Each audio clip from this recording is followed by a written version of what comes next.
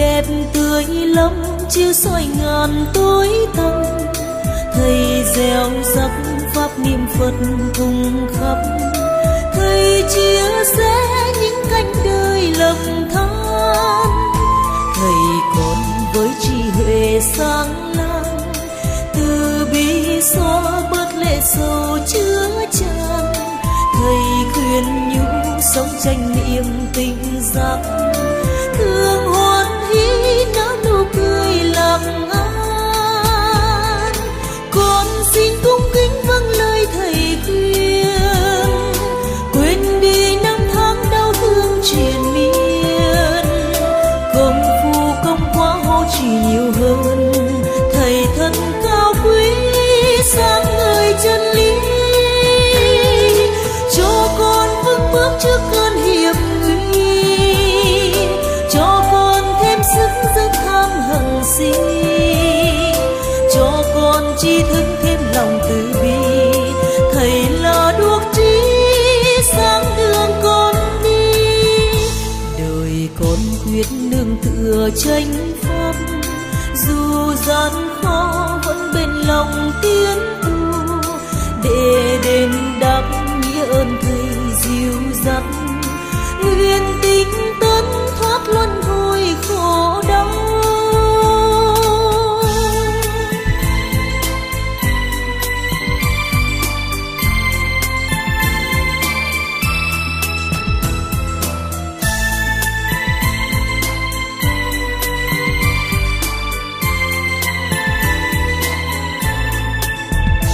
Thầy con với nụ cười ánh mắt đẹp tươi lắm chiếu soi ngàn tối tăm.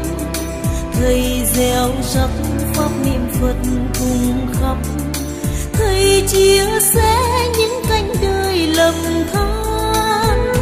Thầy con với trí huệ sáng láng, từ bi xóa bớt lệ sầu chứa chan. Thầy khuyên nhủ sống chánh niệm tỉnh giác, thương hoan hỷ nở nụ cười lạc an. Con xin cung kính vâng lời thầy khuyên, quên đi năm tháng đau thương triền miên. Công phu công quá hô chỉ nhiều hơn, thầy thân cao quý sáng ngời chân lý. Cho con vững bước trước cơn hiểm nguy, cho con thêm sức dứt tham hận si, cho con tri thức thêm lòng từ bi. Thầy là đuốc trí sáng đường con đi, đời con quyết nương tựa chánh pháp. Dù gian khó vẫn bên lòng tiến tu, để đền đáp nghĩa ơn thầy dìu dắt. Nguyện tinh tấn thoát luân hồi khổ đau, để đền đáp nghĩa ơn thầy dìu dắt. Nguyện tinh tấn thoát luân hồi khổ đau.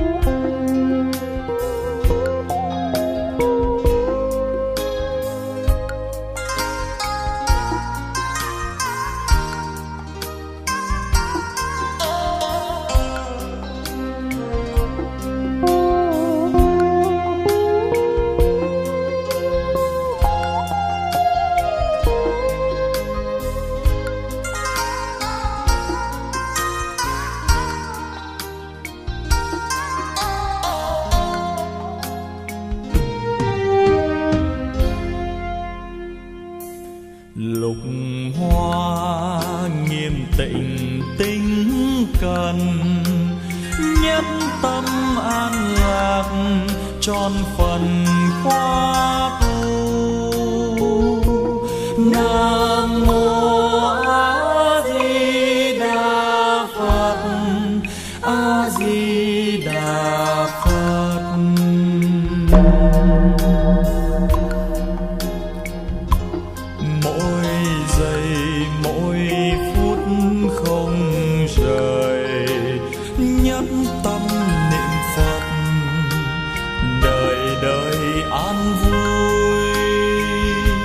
Nam mô A Di Đà Phật. A Di Đà Phật.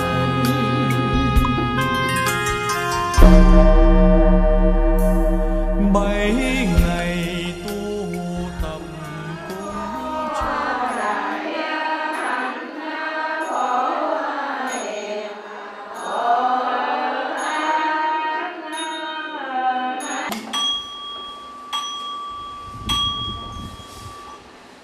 Thật tâm kính lễ ba lễ.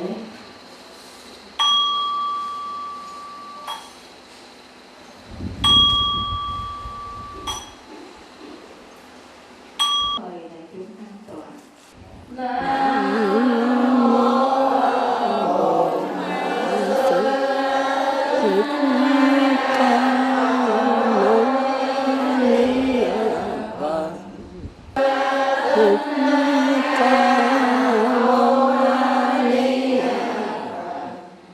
Mô Phật tính là chúng toàn bắt đầu lời Pháp.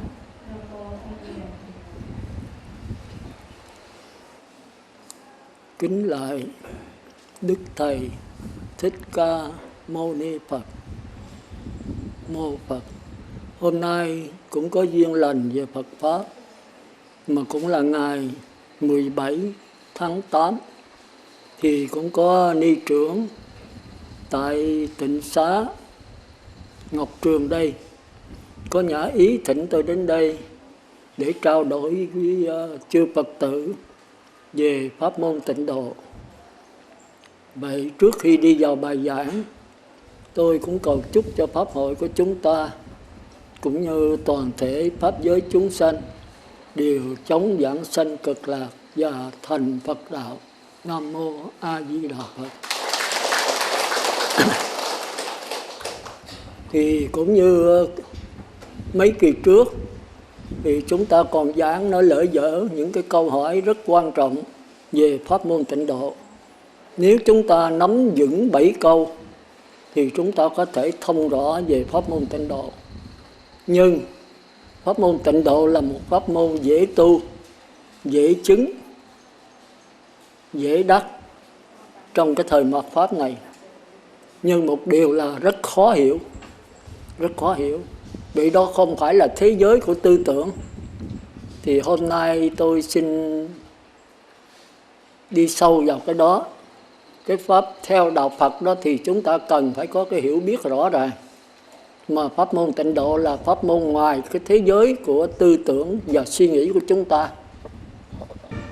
Nó có những cái điện lực, có những cái điện thoại di động, có những cái luồng điện chúng ta dễ thí dụ và có thể hiểu rõ được phần nào về cái thế giới tịnh độ cực lạc của tất cả chư Phật nói chung và của Đức Phật A Di Đà nói riêng. Thì như tôi nói hôm trước đó, thì 3 câu hỏi tôi nói trước 3 câu thôi, nhưng mà tôi nói đại khái trước rồi sau chúng ta sẽ đi sâu vào. Câu thứ nhất là thường thường chúng ta đi tịnh xá hay đi niệm Phật đường hay là Phật thất để niệm Phật thì người ta thường hỏi mình niệm Phật để làm cái gì. Thì cái câu trả lời chúng ta phải sáng tỏ. Thì câu trả lời tương đối nó dễ rồi đó, nên nắm thuộc lòng. Nhưng mà khi người ta hỏi mình giải thích cho nó rõ thì cái này chắc là Phật tử không ai giải thích nổi. Thì tôi cũng cố gắng giải thích phần nào nương vào di thức để chúng ta thấy rằng sáng tỏ. Thì tôi xin nói đại khái thôi, rồi sau đó chúng ta đi sâu vào. Còn câu thứ hai là thế giới cực lạc của Phật Di Đà ở đâu? Và câu thứ ba là lấy cái gì giảng sanh về thế giới cực lạc của Phật A Di Đà. 3 câu này thì thường thường là bị hiểu lầm hết á, bị hiểu lầm hết. Thì tôi xin giải thích luôn, rồi sau đó chúng ta đi sâu vào. Và chắc mỗi người phải học thuộc lòng và trả bài đấy. Thì câu thứ nhất đó thì chúng ta đã trả qua nhiều lần rồi. Nghĩa là chúng ta đi đến Phật thất, niệm Phật A Di Đà. Cái mục đích của chúng ta là cầu giảng sanh về thế giới cực lạc của Phật A Di Đà. Thì có nhiều cái hiểu lầm. thế giới cực lạc của Phật A Di Đà, tại sao mình không cầu giảng sanh về thế giới khác mà lại cầu giảng sanh về thế giới cực lạc của Phật A Di Đà? Và thế giới cực lạc Phật A Di Đà với cái thế giới hiện tại chúng ta đang ở đây, nghĩa là thế giới Ta Bà, nó khác nhau làm sao? Thì cái đó chúng ta thấy khó giảng, khó hiểu. Nhưng mà mai thai nếu chúng ta lấy những thí dụ thì chúng ta có thể tầm hội được. Chẳng hạn như tôi có thí dụ hôm trước, thì chúng ta ra một cái biển hay là ra cái dòng sông, như dòng sông ở Trà Vinh của chúng ta, kêu bằng sông gì đó, ở Long Bình. Thì chúng ta nhìn cái dòng nước, tôi thường thích ra đó tôi nhìn đó, tôi đi Bát thường đi sớm là tôi ghé tôi nhìn cái dòng sông. Thì chúng ta thấy cái dòng sông nước chảy một cách lặng lờ, nếu không có gió nó chảy êm ru, nó trôi. Nếu mà nước mà chảy xiết thì chúng ta thấy chảy mạnh. Còn khi có gió bắc phong, tức là tham sân si, tôi tạm gọi là cái gió bắc phong, dinh nhục lợi hại thịnh si khen chê, thì bắt đầu cái gió này làm cho cái dòng nước nổi sóng. Thì cái nổi sóng đó là sắc thân của chúng ta, tức là cảnh giới mà chúng ta thấy đây. Tịnh xá Ngọc Trường, tịnh xá Ngọc Dân, chư Phật tử nam nữ, tất cả cái đó là những cái lượng sống. Nó phát hiện từ cái dòng nước A Lại Gia, là chúng ta thường kêu là linh hồn. Nhớ linh hồn không phải là cái cục gì tròn tròn mà nhập vô sức ra nha. Nhưng mà chúng ta phải dùng cái danh từ là phát hiện. Cũng như cái luồng điện nó phát hiện trong cái bóng đèn, thì cái dòng nước nó sẽ phát hiện trong cái lượng sóng. Thì chúng ta thấy lượng sóng là những vật nhỏ li ti trên cái dòng nước vô lượng vô biên. Hay nói trên cái bãi biển, cái dòng nước biển vô lượng vô biên. Thì cái dòng nước đó là linh hồn của chúng ta. Như vậy thì linh hồn của quý vị và linh hồn của tôi và linh hồn của chư Phật thì dĩ nhiên về cái bản thể nó bằng nhau. Cái bản thể tức là cái nền tảng linh hồn đó là vô lượng vô biên. Vô lượng vô biên, cái ý nghĩa của nó là rộng vô vàn, chúng ta không thể đếm xiết, không thể dùng tư tưởng mà đếm được. Nó rộng vô lượng vô biên, không có ngần mé. Nhưng mà khi mà nó nổi sóng thì trong cái dòng nước này nó có những cái hột chủng tử. Thì ở khoa học kêu là điện tử âm, điện tử dương. Cũng như cái điện này cũng có hai cái điện đó. Một cái điện, một sợi dây âm, một sợi dây dương. Khi âm dương đụng nhau nó mới bắt đầu xẹt và bắt đầu mới phát hiện những cái tác dụng. Cũng như cái bóng đèn có luồng điện âm, điện dương thì nó mới làm cho cái dây trong tan trong đó nó cháy lên, nó phát ra ánh sáng. Thì ở đây cũng vậy.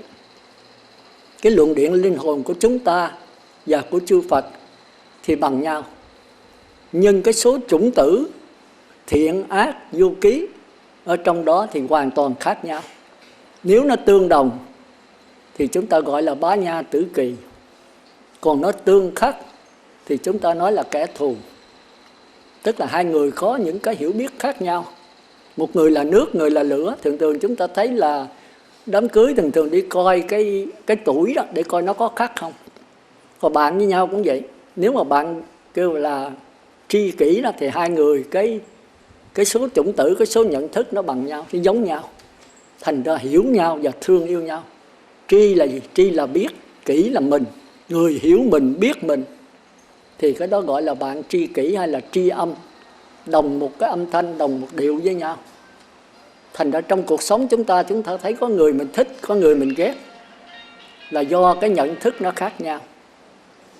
Còn chư Phật đó thì không phải sống bằng nhận thức, mà Ngài sống bằng cái linh hồn,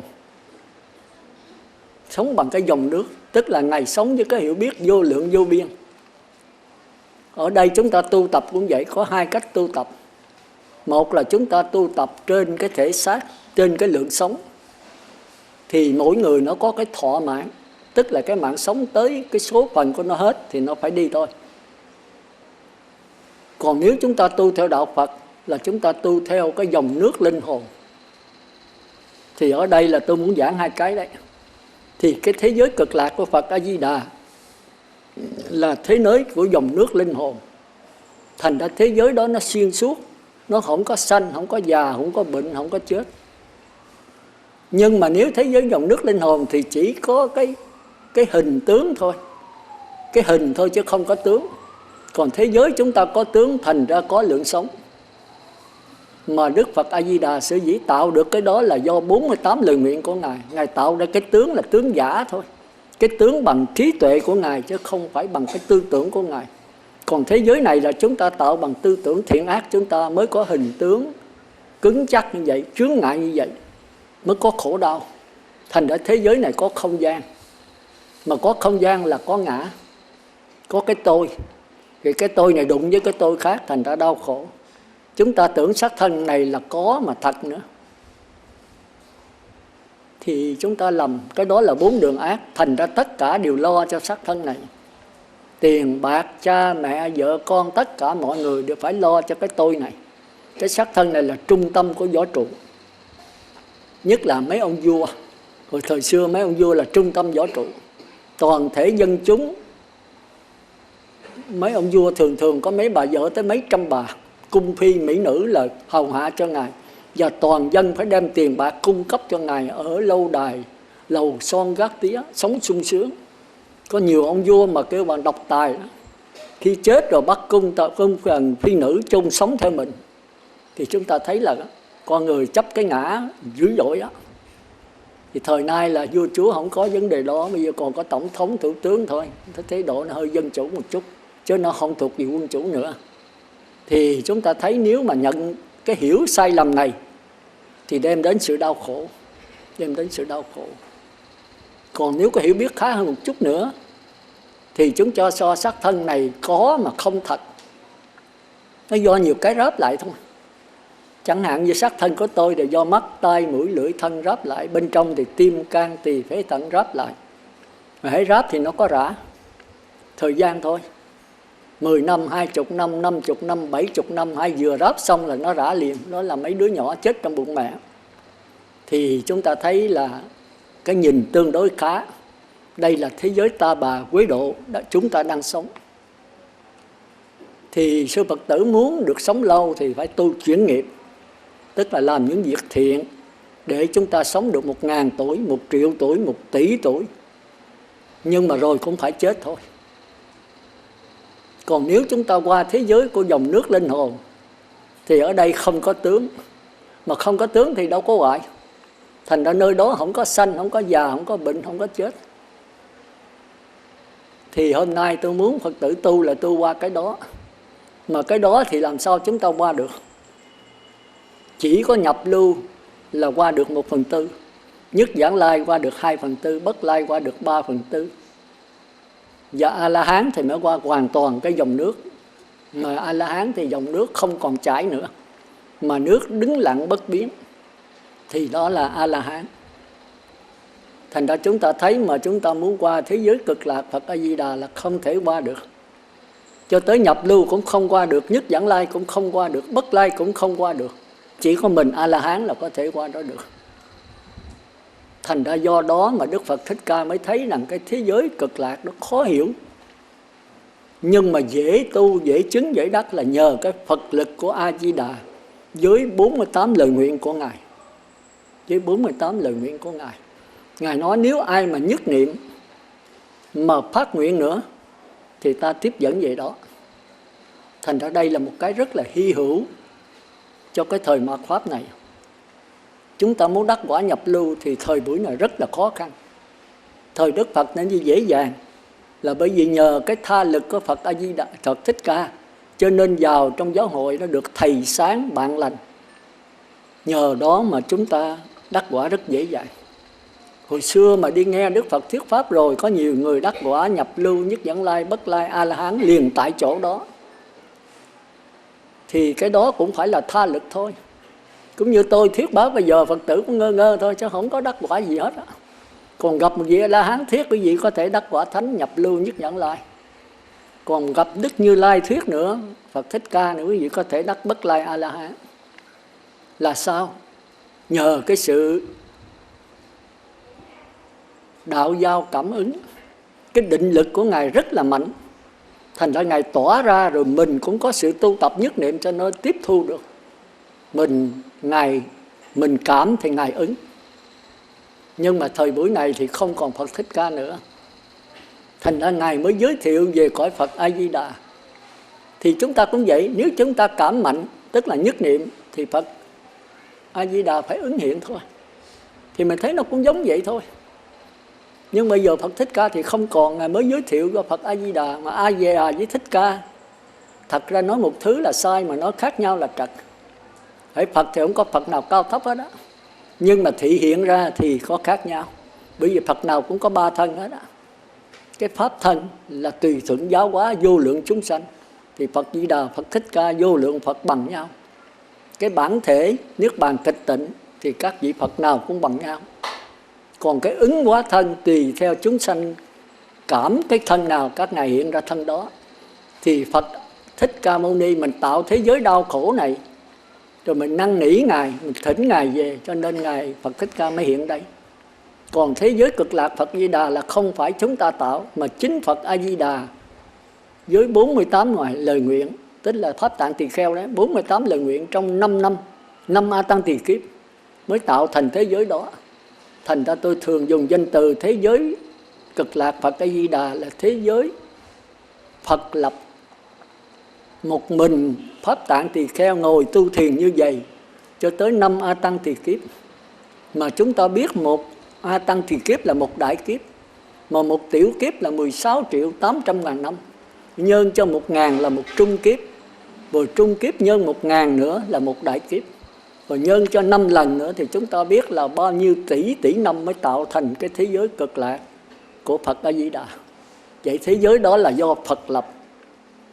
Cho nên thế giới là thế giới chuyển biến từng sát na, thế giới của cái dòng linh hồn, chứ không phải thế giới của lượng sống. Còn thế giới chúng ta đang ngồi đây là thế giới của lượng sống. Cái lượng sống nó lên, nó sanh, rồi nó trụ, nó già, nó bệnh, rồi nó chết. Còn thế giới cực lạc là sanh, già, bệnh, chết cùng một lúc, nó chớp nhón vậy. Thoạt thấy đó, thoạt nhìn liền mất đó. Sanh và diệt một lúc. Nó giống như cái dòng nước nó chảy, những cái họ giọt nước nối tiếp nhau chảy hoài. Thành ra chúng ta thấy không có tướng, mà không có tướng thì không có hoại. Nhưng mà làm sao về đó được? Thì Đức Phật Thích Ca giới thiệu cứ phát nguyện đi. Nếu các con phát nguyện là, mà muốn phát nguyện các con phải nhất niệm ạ. Mà nhất niệm là gì? Chúng ta thường hiểu lầm cái nhất niệm đó đó. Có khi mình niệm Phật cho nhiều, một ngày 1.000 câu, 1 triệu câu, rồi mình nghĩ vậy là nhiều, là nhất niệm. Nó lầm. Tôi hỏi lần nào cũng vậy, tất cả đều hiểu cái sai lầm của nhất niệm. Cứ kể niệm Phật cho nhiều đó là nhất niệm. Thành ra tôi muốn nói với Phật tử là cái chỗ mà niệm Phật bằng miệng hay là bằng tâm, cái đó là cái chánh. Thường chúng ta thì thấy bằng mắt, nghe bằng lỗ tai, ngửi bằng cái lỗ mũi. Niệm Phật nói chuyện bằng cái miệng, niệm Phật bằng cái miệng. Những cái sai lầm đó là làm chúng ta không giảng sanh được. Tôi muốn cải chính những cái hiểu biết đó. Nhưng mà may thay là thời buổi này nó có những cái thí dụ rất sáng tỏ. Chứ còn nếu giải thích không, nếu mà chỉ mà diễn giải không có thí dụ thì Phật tử không nắm được. Không nắm được. Tôi ngồi thiền tôi gắng suy gẫm làm sao cho cái pháp môn tịnh độ nó sáng tỏ. Thời Đức Phật thì Ngài không giảng sáng tỏ được. Ngài dư sức giảng, Ngài giảng gấp 100.000 lần tôi. Nhưng mà cái thời buổi khoa học nó chưa tiến thì Ngài không có lấy cái thí dụ gì được hết. Làm sao có điện mà thí dụ? Làm sao có radio, có điện thoại di động mà thí dụ? Hồi xưa là đi mà còn không có đi xe hơi nữa, mà còn chờ đi là đi ngựa với đi voi thôi á, đi kiệu thôi. 4 người khiêng. Rồi thời buổi chúng ta bây giờ giọt một cái là đàn dâng lên trên mây, rồi độn tổ xuống đất. Về đèn rồi khỏi đốt, cái bật công tắc một cái là cháy rồi. Thì chúng ta thấy thời buổi này cái điện đó là một cái để chứng minh cái linh hồn chúng ta rất là sáng tỏ. Còn nếu không có điện là tôi nói linh hồn Phật tử không biết nó là cái gì, vì nó đâu có hình tướng. Mà đa số nhưng nhất là những người duy vật thực hiện lâm sàng, cái gì có hình tướng có thể nắm được, rờ mó được mới có. Còn cái gì không nắm được, không rờ mó được là cái đó nói dốc. Tôi hồi xưa tôi bị mấy ông bác sĩ, ông anh tôi cũng vậy đó. Tôi chứng minh cho ông hồn đến thinh Ông nói là không có linh hồn, chết là hết thôi. không có linh hồn, chết là hết. Bỏ xác thân này thì nó hết, nó trở về đất nước lửa gió, cát bụi trở về cát bụi, thế là hết. Rồi tôi mới thí dụ, ông nói cái gì mà thấy được, nắm được, thực hiện lâm sàng, thì danh từ khoa học đó, lâm sàng tức là mổ xẻ ra thấy này kia, thay tim, thay gan, thay mắt, rồi cái đó mới là thật. Còn những cái mơ hồ không thấy mà nói có là không được. Người ta hỏi vậy cho bác sĩ có thấy điện không? Nó ra làm sao, nó bao lớn.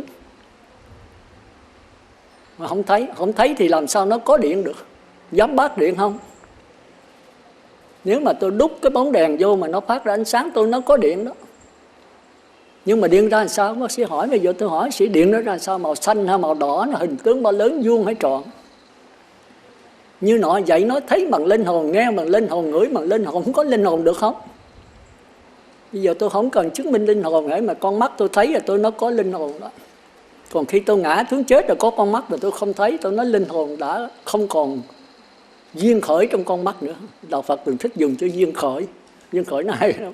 Tôi thì hay dùng chữ phát hiện. Phát hiện là dùng theo khoa học đấy, theo sinh viên đó. Còn Đạo Phật thì dùng chữ duyên khởi.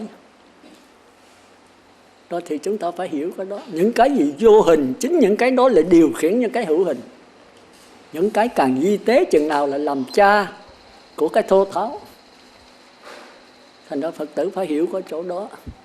Thành ra hôm nay chúng ta theo lời Phật Thích Ca, cái hy hữu của chúng ta là nếu chúng ta ở cõi quế độ này, ở cái lượng sống này, thì chúng ta chỉ có thể chuyển nghiệp thành cái lượng sống tốt hơn. Mà lượng sống tốt hơn vẫn là lượng sống.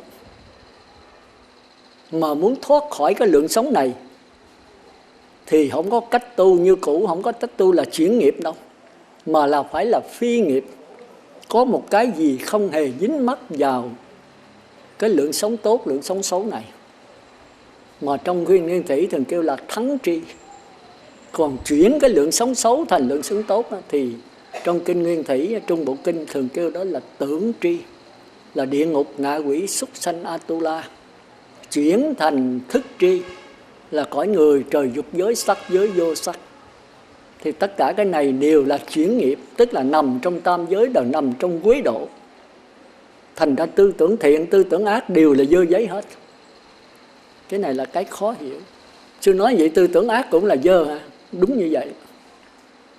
Nó dơ, nó là sạch hơn cái dơ thôi. Nó là thiện hơn cái ác thôi.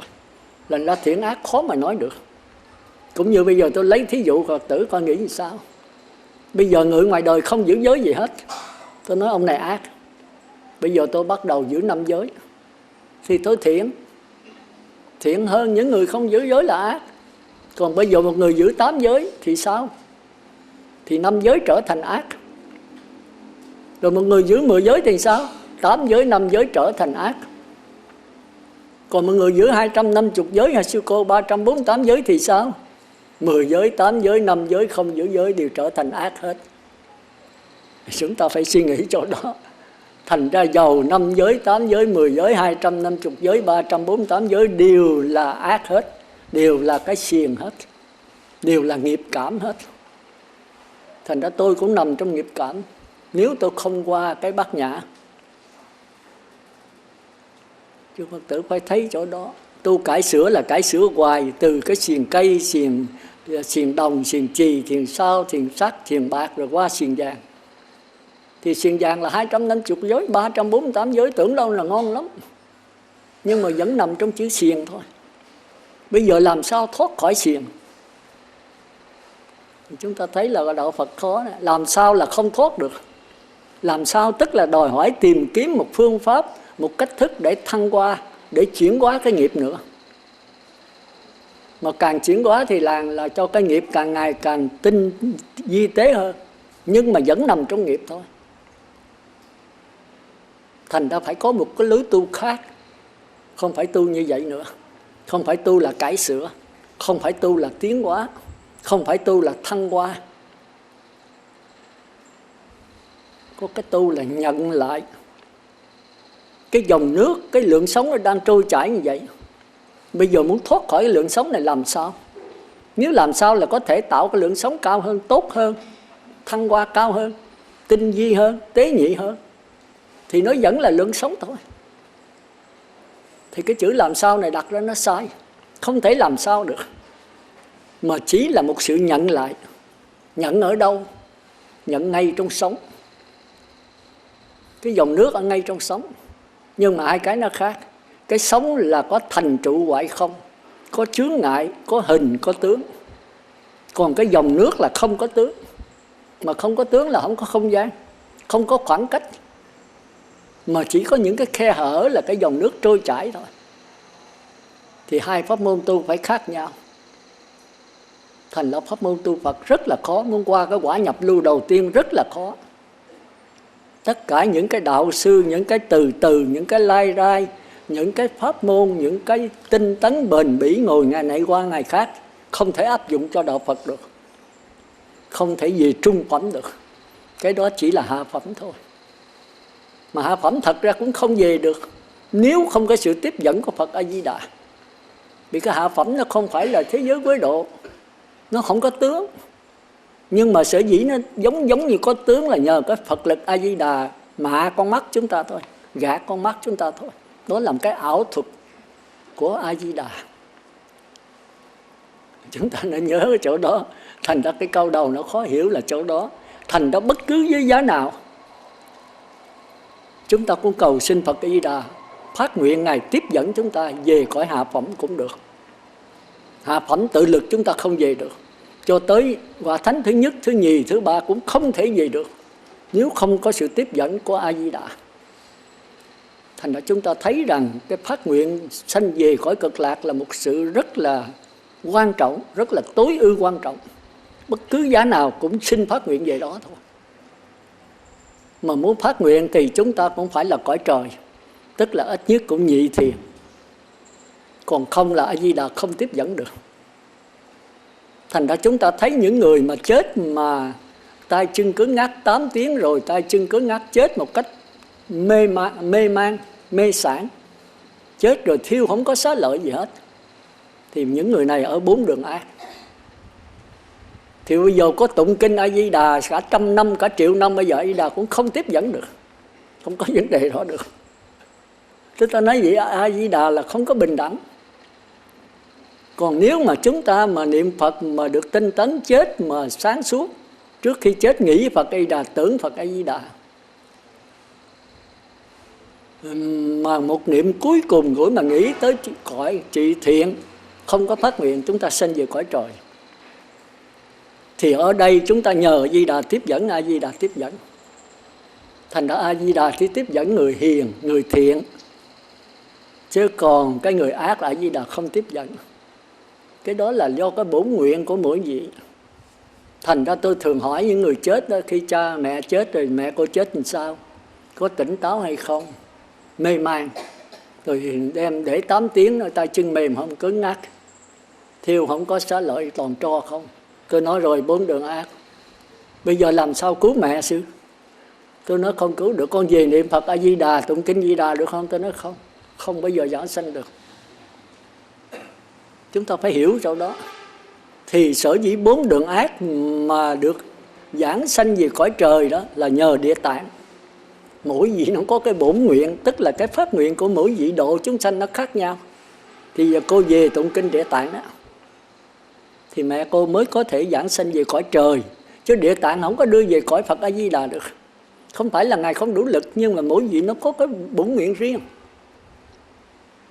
Thì hỏi là làm sao con biết là mẹ con giảng sanh?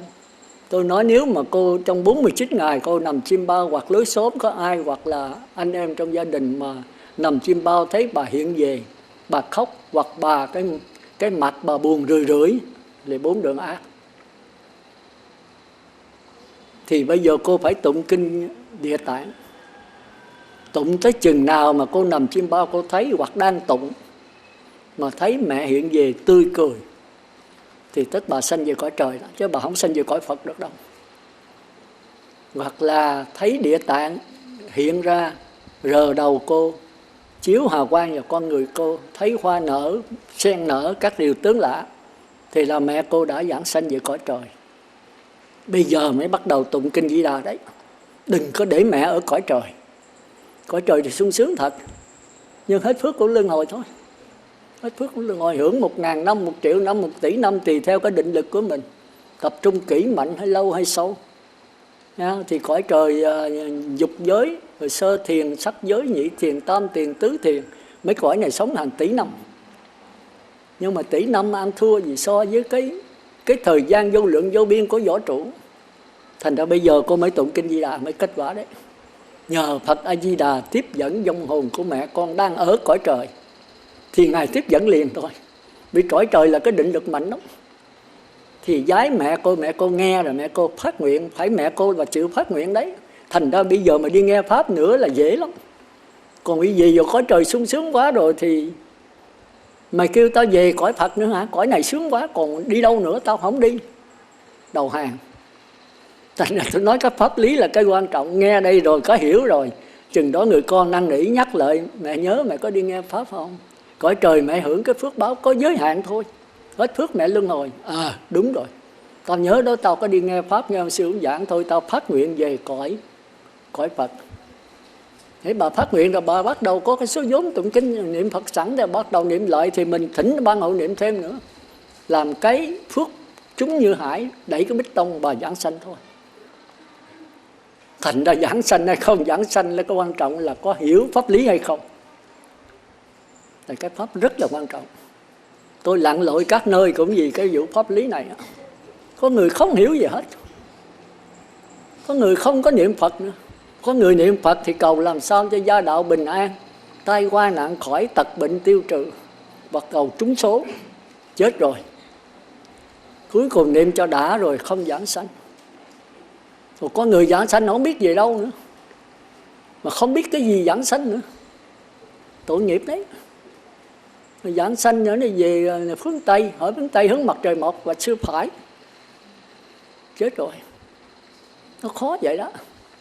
Thành ra có nhiều người đến tôi là có học bài thuộc 6 câu hỏi tịnh độ, giờ tôi sửa thêm một câu nữa, câu số 1 này đó là 7 câu học thuộc, nhưng mà tôi dí hồi cũng bí chúng ta chỉ thuộc lòng thôi. Người ta hỏi cái gì giảng sanh thì nói cái linh hồn. Hỏi linh hồn ở đâu? Bây giờ cô đứng đây, linh hồn cô ở đâu? Cô nói tôi nghe coi. Tôi dí mà hồi là bí thôi. Chúng ta không chịu suy nghĩ, cứ theo trong cái bản tôi tóm này, cái đó trả bài thuộc lòng thôi, mà chúng ta không nghĩ ra ngay trong này. Hỏi linh hồn phải là con mắt không? Phải. Con mắt làm sao lại linh hồn được?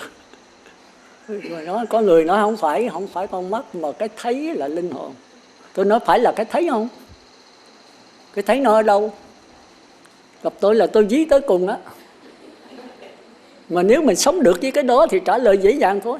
Còn mình trả bài thì chết. Tôi ít chịu trả bài lắm, nhưng mà trước tiên phải trả bài. Đặng mà nắm thuộc rồi phải áp dụng vào trong cuộc sống mình.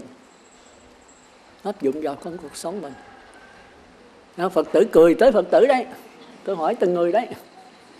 Tôi thấy bữa nay có mặt của bộ sáng rỡ đấy, chắc là thông minh, thuộc bài nhiều á, thấy không? Thuộc bài là thấy mặt sáng rỡ, coi bộ bữa nay vui vẻ lắm á. Nhưng mà dường như chưa có hào quang. Biết hào quang không? Biết không? Tôi có hào quang rồi nè, Phật tử chưa có hào quang. Ở đây cũng có một vài người có hào quang đấy. Tôi muốn có hào quang hết đó. Thấy mặt sáng rỡ bữa nay có bộ thông minh đấy, chắc trả bài thuộc á, có bộ đông á, thấy không? Vậy bữa nay thêm cái hào quang nữa thấy không? Hào quang thì mau lắm, tại đây là có hào quang liền Biết hào quang là cái gì không? Không phải cạo đầu mà là cầu đạo, phải không? Phật tử lời đây là mục đích là cầu đạo chứ gì, phải không? Thì bữa nay tôi cầu đạo cho, tôi có đem dao theo nè. Hỏi sư cô đây chắc có nước mưa đấy, thấy không? Nước mưa cạo nó mát lắm, nước con tên rồi nó rít, thấy không? Thì bây giờ tới trả bài, thấy không? Thành ra 3 câu hỏi tôi xin nói trước là cái câu hỏi thứ nhất là cầu giảng sanh về thế giới cực lạc của Phật A Di Đà, mà phải hiểu cho đó đàng hoàng. Tại sao cái cõi này mình không chịu mà lại muốn về cõi Phật A Di Đà? Thì chúng ta phải nhớ hai cõi nó khác nhau. Một cái cõi này là quế độ, tức là của tư tưởng thiện, tư tưởng ác, thì phải sanh, phải già, phải bệnh, phải chết, phải thương yêu xa lìa, thù ghét gặp gỡ. Còn cõi Phật A Di Đà thì chuyển biến sát na, Chứ sát na khó hiểu à. Chúng ta nhìn cái dòng nước thì chúng ta biết. Dòng nước mà chưa có sóng thì nó cứ trôi chảy hoài. Từng cái hột nước nhỏ nhỏ nó liên tục nó nối nhau hoài, không có tướng. Mà khi có tướng thì kêu đó là sống. Mà tướng ở đâu đó có, phải nương vào cái dòng nước linh hồn để phát hiện. Mà sở dĩ có cái sống, có cái tướng lượng sống đó là do cái tham sân si, do cái gió bát phong. Dinh nhục lợi hại, thịnh si khen chê, nó làm cái gió thổi cho cái dòng nước linh hồn nổi lên những cái hình tướng. Nam nữ trai gái tịnh xá này kia là do cái dòng nước linh hồn biến hiện ra. Thành ra tất cả chỉ có dòng nước linh hồn thôi. Mà trở về cái đó thì khỏe thôi. Nếu trở về được cái đó thì chúng ta qua trung phẩm chứ không có hạ phẩm. Biết qua trung phẩm không? Mong Phật tử chết về cái đó, về trung phẩm. Tức là bây giờ chúng ta sống để chết đó, thì chúng ta phải nhờ Di Đà tiếp dẫn, sống hết cái tuổi thọ. Tức là con mắt mình nó hư, thì đó là con người chúng ta có 6 cái bóng đèn, tức là 6 căn. 1 là mắt, 2 là tai, 3 là mũi, 4 là lưỡi, 5 là thân, 6 là ốc. Thì con mắt hư thì tức là bóng đèn đứt. Có người gần chết thì đuôi con mắt, có người lần chết là điếc cái lỗ tai. Tôi là lỗ tai cũng muốn điếc rồi đó, nó muốn hư hết một bóng đèn thứ 2 rồi đó. Còn thứ 3 là cái lỗ mũi nghẹt. Thứ 4 là câm, cái miệng không nói được. Có người gần chết là nói không được. Cái thứ 5 quan trọng nhất là cái xác thân. Bởi xác thân nó chứa 4 bóng đèn kia. Mắt, tai, mũi, miệng đều nằm trên xác thân hết. Mà nếu nó đứt phần nửa bóng rồi đó, thì bán thân. Chúng ta có thấy người bán thân chưa? Ai cũng biết bây giờ bán thân rất nhiều.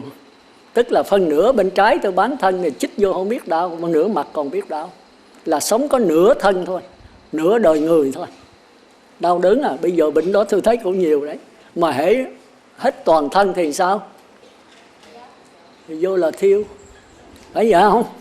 Thành ra cái thân là cái chỗ chứa, mà cái thân chết rồi, khi cái tim ngưng đập rồi toàn thân này đều tiêu hết, thì vô là thiêu.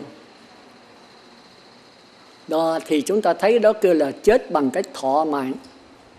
Cái mạng sống của 6 căn này nó chấm dứt. Còn cái chết bằng cái linh hồn thì nó khác. Linh hồn thì không bao giờ chết. Bây giờ tôi có cái ổ điện, tôi ghim cái bóng đèn vô đó thì nó phát ra ánh sáng. Tôi ghim cái quạt máy nó cho quay, ghim cái bàn ủi nó cho sức nóng, ghim cái tủ lạnh nó cho lạnh. Phải vậy không? Cái cũng một dòng điện thôi mà ghim vô 6 cơ quan. Thì cái dòng điện linh hồn cũng của tôi cũng vậy. Tôi ghim cho nó qua con mắt thì nó cho thấy, qua lỗ tai nó cho nghe, qua lỗ mũi nó cho ngửi, qua cái miệng cho nói, qua cái thân nó cho đi, qua cái óc nó cho suy nghĩ. Thì nếu tôi đợi cái xác thân này chết tôi mới chết, là cái chết phàm phu của mấy ông mấy bà. Chết nằm trên giường đau nhức la quá rồi, chừng nào cái xác thân nó kiệt quệ rồi thì nó đứt. Thì cái linh hồn nó cũng vẫn còn trong xác thân. Cũng như cái bóng đèn đứt đố mấy ông mấy bà, bóng đèn giờ đứt rồi cái luồng điện còn trong đó không? Còn không? Còn. Không tin thụt tay vô coi nó giật chết luôn. Thì cái xác thân này chết, cái linh hồn vẫn còn nằm trong đó. Nhưng mà có sự sống không? Không, bị cái bóng đèn đứt rồi làm sao có ánh sáng được. Thì cái đó là cách chết của chúng ta. Khi cái xác thân này chết rồi thì cái linh hồn nó nằm trong xác thân, nằm ngoài xác thân. Nên nhớ linh hồn không phải ở trong xác thân không nha, mà nó cùng khắp. Nó cùng khắp. Nếu cái định lực mình mạnh đó, tỏa ra hàng tỷ cây số, định lực yếu vài chục cây số thôi, nó bao trung quanh vài chục cây số thôi, là người này không giảm sanh được. Hàng triệu, hàng tỷ cây số là do tập trung kỹ, tập trung lâu, tập trung sâu. Niệm Phật đếm từ 1 tới 10 niệm Phật khỏi đếm là cái linh hồn nó yếu. Phật A Di Đà không tiếp dẫn được, phải nhờ ban hộ niệm. Còn không có niệm Phật gì hết thì cái linh hồn mà vài cây số à, dầu có ban hộ niệm cũng khó giảng sanh. Thành ra phải chuẩn bị ngay bây giờ. Còn nếu mà khỏi cần niệm Phật, vẫn có niệm Phật là cái linh hồn mình nó phát hiện ra hàng triệu cây số, thì khỏi cần ban hộ niệm nữa. Khi mình cảm mạnh quá thì A Di Đà hiện rõ ràng. Hiểu kịp không? Đó là cái vấn đề chết bằng linh hồn.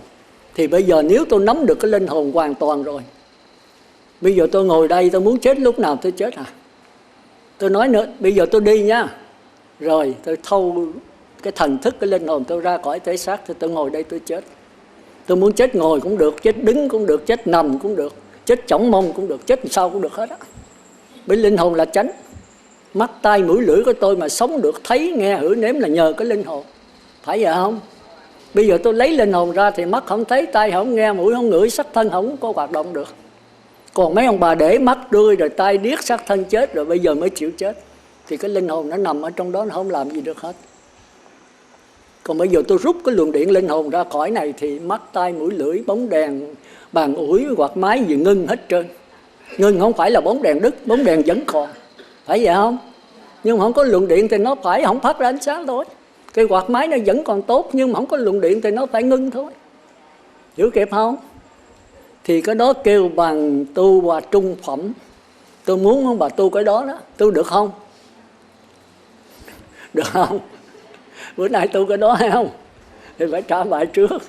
Nhưng muốn tu cái đó thì ít nhất là chúng ta phải qua khỏi cần niệm Phật, vẫn có tiếng niệm Phật, thì tôi giảng nên bà có thể nhận được. Nó ích lợi làm sao? Là nó không có vấn đề phản phục. Nếu mà tu mà niệm Phật đếm từ 1 tới 10 niệm Phật khỏi đếm là mình đè nó xuống.